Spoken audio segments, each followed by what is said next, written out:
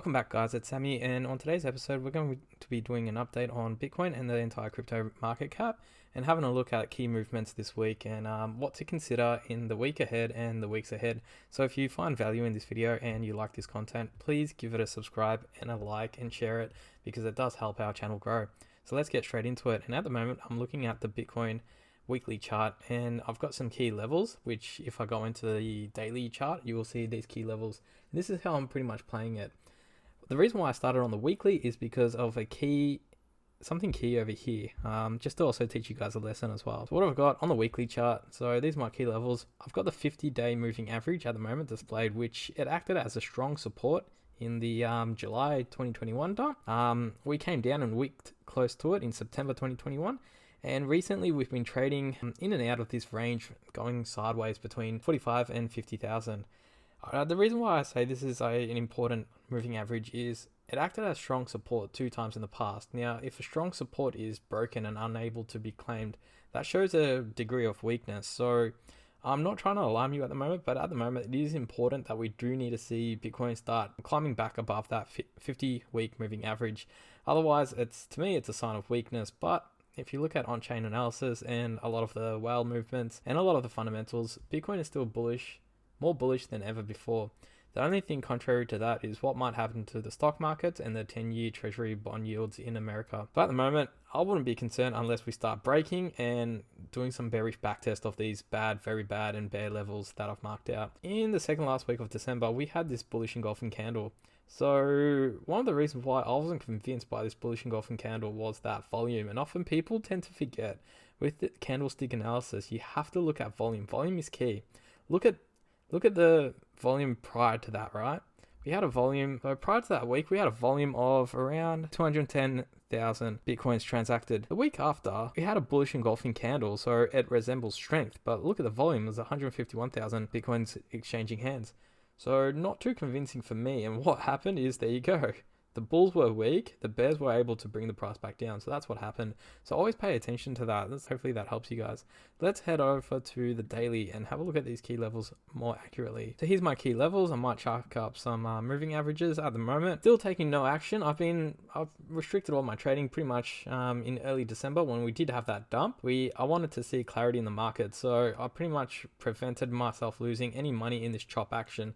Remember, there's no point, even if you're investing in your dollar cost averaging, in my opinion, there's no point entering any positions while Bitcoin goes sideways and the rest of the altcoins are in a lower low, lower high trajectory.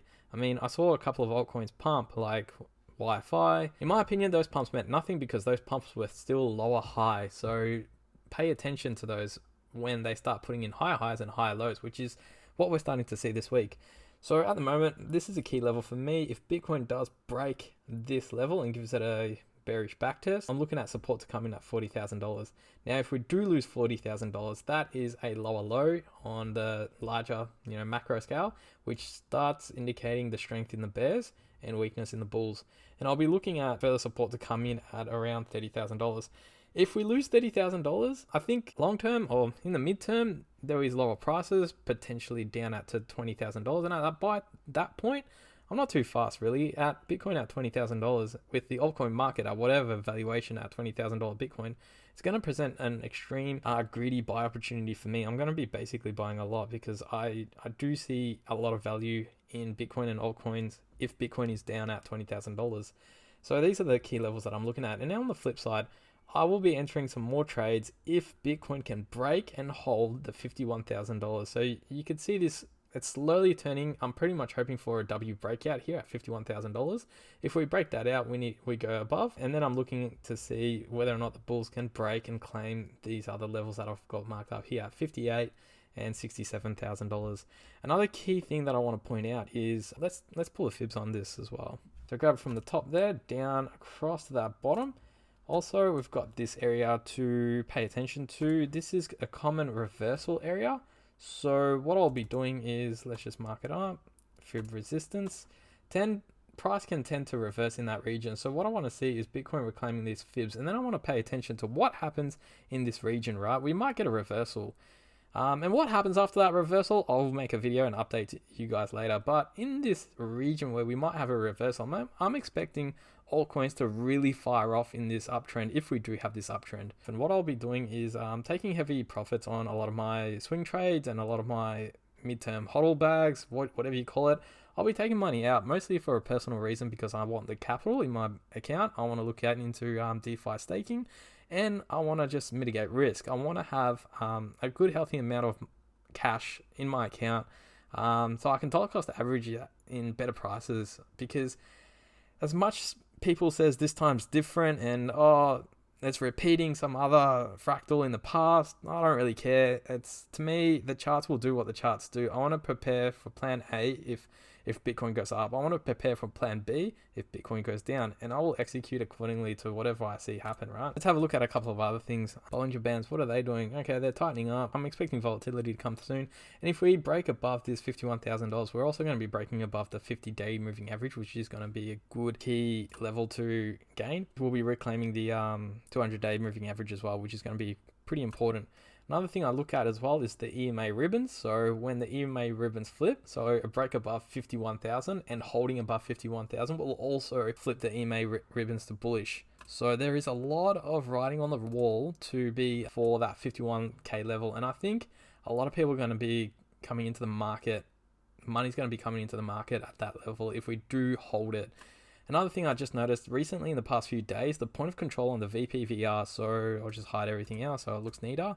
So this is the volume profile visible range, which shows the amount of Bitcoin exchanged at pretty much 47,000 it's the highest. So the most amount of Bitcoin exchanged in this period, right? So what's the period running back till?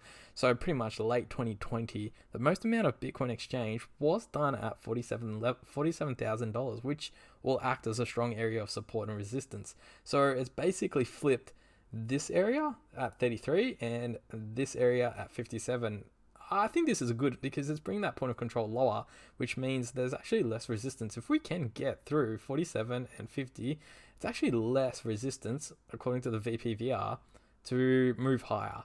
There's more support below us, so that's just another bullish hopium. Anyway, moving on, let's have a look at what else I've got lined up. Okay, I've got the total market cap right now, total crypto market cap, and again, not looking bullish at all, and this is why I've been on the sidelines for a while. So I pretty much want this line right here, this recent high. If we can break above that and hold, that will demonstrate that, you know, there is bullish momentum behind it. If this continues lower, I do have the reload zone down here from my fib levels when I dragged it from this dump to the top. That's that reload level. That I might be looking at good quality altcoins to dollar cost average in. Now there is more, so let's keep on going. This is a total 2, so total crypto market cap minus Bitcoin. So it's pretty much Ethereum and the rest of the altcoins. At the moment, still nothing fancy about this. It's still in a downtrend, guys. So if this comes down to this level, it might be an opportunity to open some opportunities to put a bid in. But ultimately, still in a downtrend, so just be careful aping into anything.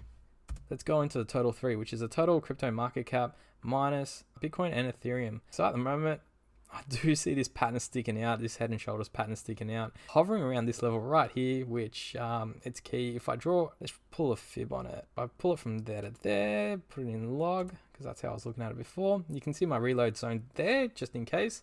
So for altcoins mostly, I'm looking at, you know, altcoin gems. If the total market cap comes down here, it'll be pretty key.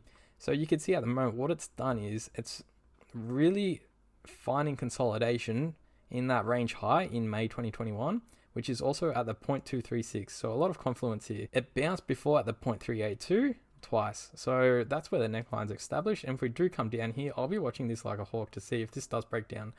A breakdown here, the technical target will bring it into this reload zone. So don't start buying the dip too early in here. Another thing I do want to point out, so the total altcoin market cap, I've been tracking in this rising channel, right? The rising channel is not that valid in my opinion, because, you know, this touch up here is only a single touch. But anyway, the bottom trend line is still, in my opinion, valid, because you got 1, 2, 3, 4, 5 touches down here. And what I wanted to say is, so you had all these multiple touches on the lower trend line, and what happened is we started moving outside of that trend line and we fell out, and then we moved up. We couldn't break back into that pattern. So this is a bearish retest. So this bearish retest is just another warning sign to me that the bulls aren't that very strong and the bears are pretty strong. You know, you got that bearish retest, and that's kind of validating this whole bearish head and shoulders to me, in my opinion. So I'm just a bit cautious. I'm not opening too many trades, and I am cutting my losses if I need to on any failed trades. I do see value if this does fail. I do see more value opening some trades, low ball bids down if the total 3 comes down into this region. At the moment, I'm waiting for Bitcoin early in this video to do its breakouts and for the rest of the market to move up with it. And if we start seeing some high highs, high lows, that's when I'll be looking for more entries. So Bitcoin dominance, this is very interesting. So you've seen these trend lines before in previous episodes. If not, this is how I've got this going. So I've got this diagonal trend line down here. So support, breakthrough, resistance, right? So that's my trend line for the macro pattern. If we zoom in onto the daily, we are going back and we are breaking this line down here, which has acted as support 2 times. So in May 2021 and again 10th of September 2021.